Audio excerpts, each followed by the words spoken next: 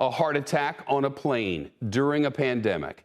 It happened just last week on a United Airlines flight from Orlando to Los Angeles.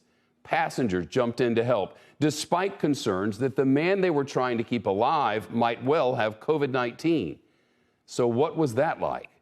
L. Thomas spoke to one of them. There were 3 of us doing CPR. You can see it in this video from TMZ. Just 12 seconds, capturing tense moments that lasted almost an hour. Tony Aldapa, an EMT, was one of a few passengers willing and able to answer the call for help. There were people that were, getting us gloves. There were people that were grabbing us the medical equipment we needed. Tony performed chest compressions, but no mouth-to-mouth. Still, despite their best efforts, the man was pronounced dead at a local hospital following an emergency landing. According to the airline, medical providers on scene declared it a cardiac arrest.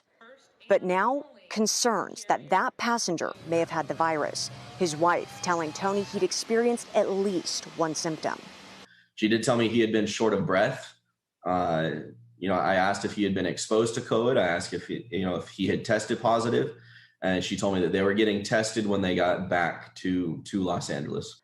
United does require all passengers to acknowledge they have not been diagnosed with COVID-19 in the last 14 days and do not have COVID-related symptoms. United says the CDC has contacted the airline directly and is working to pinpoint any customers believed to be at risk for possible exposure or infection. For Tony, I've had a headache, I've had body aches, I've had a cough. He fears he already knows the answer.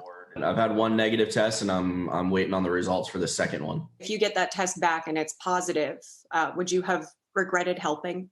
Absolutely not. I couldn't sit idly by knowing that I have CPR training and not used it. And I'd hope that if it was me in that seat, if it was one of my family members, that people would do the same thing. For the news, I'm El Thomas. Shepard Smith here. Thanks for watching CNBC on YouTube.